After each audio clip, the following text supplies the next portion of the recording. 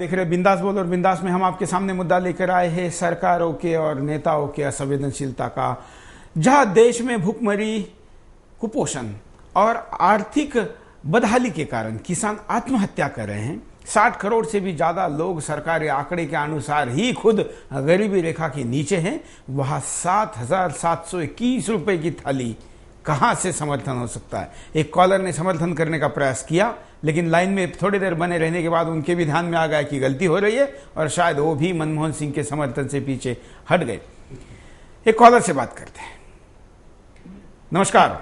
Hello, बोलिए। हाँ नमस्कार सर, मैं धनबाद से मनोज बोल रहा हूँ। बोलिए मनोज जी। सर ये मेरा कहना है कि गवर्नमेंट क्या लोगों को, गरीब लोगों के लिए मतलब मजाक कर रही है क्या?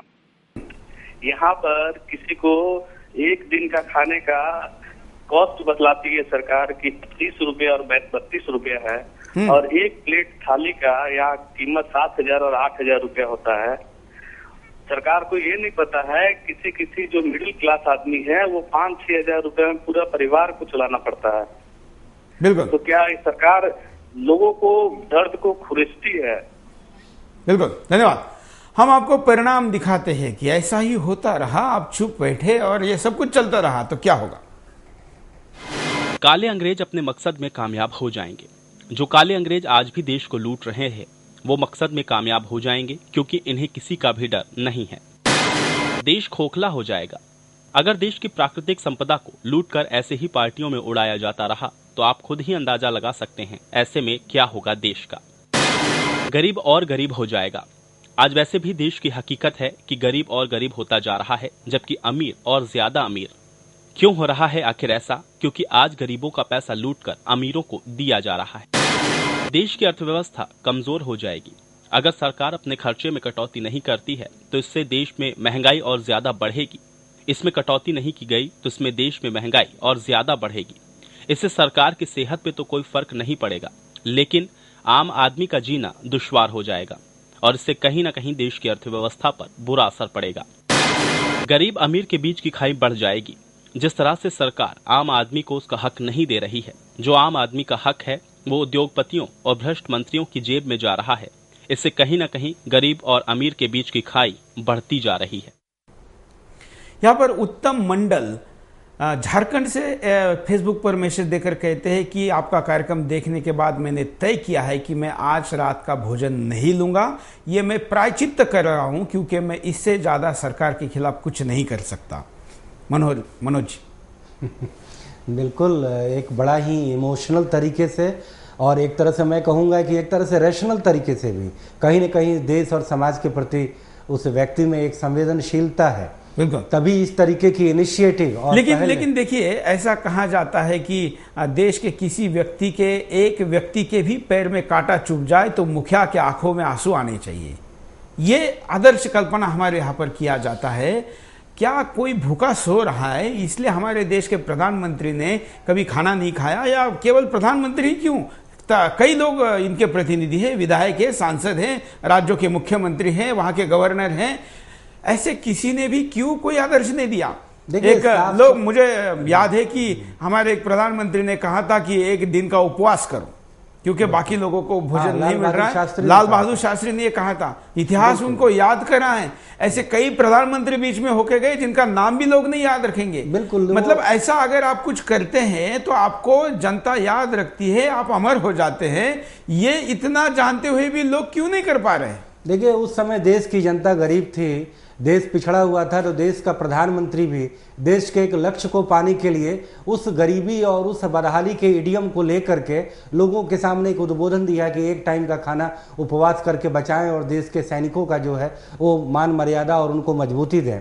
आज देश में दौलत आ रही है, लेकिन ये जो दौलत आ रही है वो गरीबों की कीमत पर आ रही है। मुझे लगता है, मैं इन चीज़ों को जब पूरे गहराई से देखता हूँ कि इस सार्वजनिक जीवन के जो एलीट लोग हैं, जो इस सिस्टम पर काबिज हैं वो ये सोचते हैं कि अपना भोग विलासिता में कटौती करने की कोई ज़रूरत नहीं है, क्योंकि ये करोड़ों की जो भूखी नंगी गरीब जो जनता है, अगर उनका तुम 2-2 रुपये भी अगर मजदूरी बढ़ाओगे या किसी तरीके से हेल्प करोगे तो वो बजट खरबों में चला जाएगा। मुझे लगता है यही सोचकर जो आपने नीरो बांसुरी बजा रहा था वाली बात कर रहे हैं, हमारे ये हुक्मरान और ये सत्ता के एलीट वर्ग मदहस्ती में और विलासिता में आकंठ डूब रहे हैं और गरीबों को ये सोचते हैं कि उन्हें लेट हिम डाई, ये सोच करके जो है वो अपना काम कर रहे हैं। लेकिन आज इस देश की जनता को बिल्कुल जाग जाना होगा कि इस देश के सरकारों के द्वारा होने वाले हर खर्चे का बिल्कुल साफ साफ तस्वीर लोगों के सामने आए, जिससे ये पता चले कि ये लोग कितने पानी में हैं और जनता को किस तरीके से जो है नजरअंदाज करके जो है अपना हर तरह से 10 उंगली में जो है वो घी में डुबा रहे हैं और आकंठ भ्रष्टाचार में डूबकर जो है सारी भोग और विलासिता की पराकाष्ठा को प्राप्त कर रहे हैं। आप तो 10 उंगलियों को घी में डुबोने की बात कर रहे हैं, ये तो पूरे खुद कढ़ाई में हैं और इनके सारे रिश्तेदार कढ़ाई में हैं और आने वाले 60-70 पीढ़ियों की व्यवस्था भी इन्होंने घी में करके रखी है। बिल्कुल बिल्कुल बिल्कुल। कुछ कॉलर है हमारे साथ, सुनते हैं। नमस्कार सर, मैं बिहार से बोल रहा हूँ, गणेश। हाँ, मेरा कहना है कि केंद्र सरकार ने माननीय प्रधानमंत्री जी ने बोले थे कि मेरे घर में 6 सिलेंडर की खपत होती है, तो मैं जनता के लिए 6 सिलेंडर पर ही सब्सिडी दूंगा। तो ऐसे प्रधानमंत्री जो इतना खाना खा रहे हैं, तो फिर इस तरह से उनको गरीबों के ऊपर भी खर्च देना चाहिए या तो ऐसे प्रधानमंत्री को इस्तीफा देना चाहिए। धन्यवाद। हम यहाँ पर उपाय पे नजर डालते हैं कि क्या उपाय हो सकते हैं। देखिए, सरकारी हाई प्रोफाइल पार्टियां बंद की जाएं। जो सरकारी पार्टियां आम आदमी के पैसे से सेलिब्रेट की जाती हैं, ऐसी पार्टियों को तुरंत बंद किया जाए। सरकार तुरंत माफी मांगे। वैसे तो ऐसी सरकार के लिए कोई माफी नहीं होनी चाहिए जिसने देश के गरीबों का ही मजाक उड़ाया हो। इसके लिए अब जरूरी हो जाता है कि प्रधानमंत्री खुद आकर इन पार्टियों के लिए माफी मांगे। मीडिया संस्थान आगे आकर सरकार की करतूतों को बताए। वैसे तो ज्यादातर मीडिया संस्थान सरकार के कारनामों को आए दिन खुलासा करते रहते हैं, लेकिन अभी भी कुछ मीडिया संस्थान सरकार की करतूतों को छिपा रहे हैं। आम आदमी आगे आकर भ्रष्ट सरकार के खिलाफ संघर्ष करे। अब समय आ गया है जब ऐसी भ्रष्ट सरकार को बेनकाब करना होगा। इसीलिए आम आदमी को अपने हक के लिए आगे आना ही होगा। देशभक्त लोग आगे आकर सरकार का पर्दाफाश करें। सरकार जिस तरह से आम आदमी के हक को लूट रही है, वो आम आदमी को पता नहीं चल पा रहा है। इसीलिए देशभक्त और बुद्धिजीवियों को आगे आना ही होगा। एक कॉलर हमारे साथ काफी देर से जुड़े हैं, हम उनकी भी राय देते हैं। नमस्कार। नमस्कार सर। बोलिए। सर, पुनीत दीक्षित, मैं उत्तर प्रदेश से बोल रहा हूँ। सर, मैं ये कहना चाहता था कि हमारे राजनेता इतना महंगा खाना खाते हैं, 5 स्टार भोजन करते हैं, उसके बाद भी ज्यादातर जो हमारे नेता हैं वो बीमार दिखाई देते हैं। कोई आप देख लीजिए, कोई नेता, कोई शुगर का, कोई बीपी का मरीज है, किसी का मुंह टेढ़ा है, कोई लूला है, कोई लंगड़ा है। जब इतना पौष्टिक आहार आप लोग लेते हैं तो बीमार क्यों पड़ते हैं, मेरे को समझ में नहीं आता है। सर, कारण यही है कि आप इतना भोजन लेने के बाद भी अब जरूरत से ज्यादा शायद ये कॉल डिस्कनेक्ट हुआ है। बड़ी अच्छी बात यहाँ पर ये कह रहे थे और शायद आप जिन गरीबों के थाली का हिस्सा छीन कर खाने वाले लोगों को इससे अलग भगवान भी क्या न्याय देगा। अब ये कलयुग है, यहाँ पर दूसरे जन्म में नहीं है सजा, इसी जन्म में है। चलिए, हम यहाँ पर अब दोनों अतिथियों को पूछते हैं कि आखिर में उपाय क्या है, एक प्रमुख उपाय आपके दृष्टिकोण से सबसे बड़ा क्या है। गुप्त जी। जनाक्रोश है उपाय। हाँ, जनाक्रोश ही उपाय है। जनता को खुद जो है स्वीकार करना पड़ेगा, वो आगे आना पड़ेगा। जो भ्रष्ट जो सरकार है, भ्रष्ट जो जनप्रतिनिधि है, उनको चुनाव में हराने के लिए, उनके खिलाफ वोटिंग करने के लिए। लेकिन होता क्या है कि हम जात के आधार पर, क्षेत्र के आधार पर, गोत्र के आधार पर हम जो है कहीं सांप्रदायिकता के नाम पर गलत लोगों को चुन करके ले लाते हैं।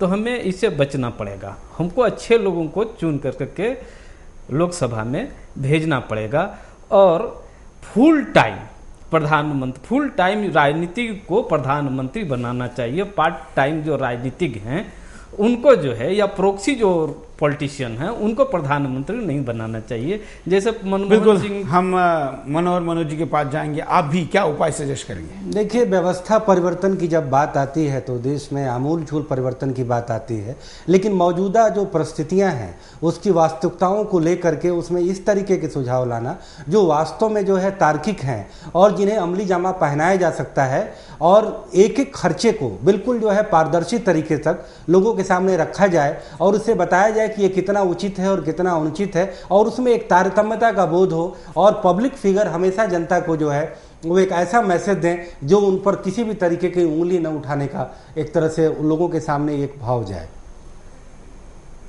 मैं कार्यक्रम के आखिर में इतना ही कहूंगा कि एक आदर्श नेता कैसा हो, ये अब जनता इस आधुनिकता में, आधुनिक युग में आज के आधुनिक लीडरशिप को समझाए। ये स्थिति आने से बदतर स्थिति क्या हो सकती है, ये नहीं कि बहुत ये पुरानी बात हो गई। अभी पिछले कुछ सालों तक भी ऐसे नेता थे, अभी भी मैंने कहा कि कुछ ऐसे सांसद या मंत्री है कि जो अच्छे व्यवहार के साथ अपने आप को जमीन से जुड़ा हुआ रखते हैं। एक कॉलर ने कहा था कि क्या प्रधानमंत्री फुटपाथ पर सोए? हम इसका कभी समर्थन नहीं करते।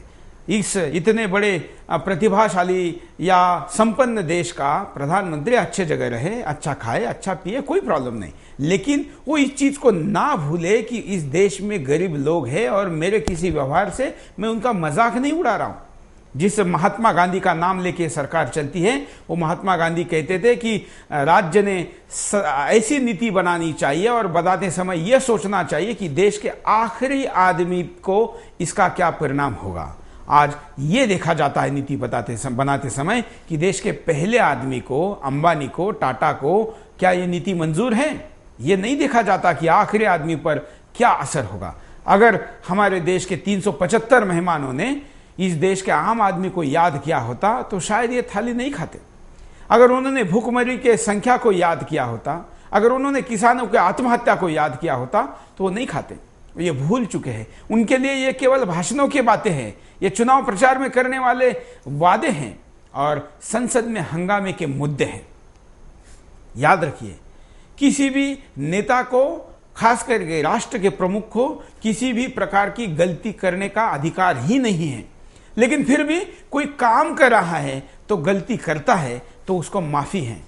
लेकिन अगर कोई मस्ती करता है तो उसको माफी नहीं, उसको सजा है।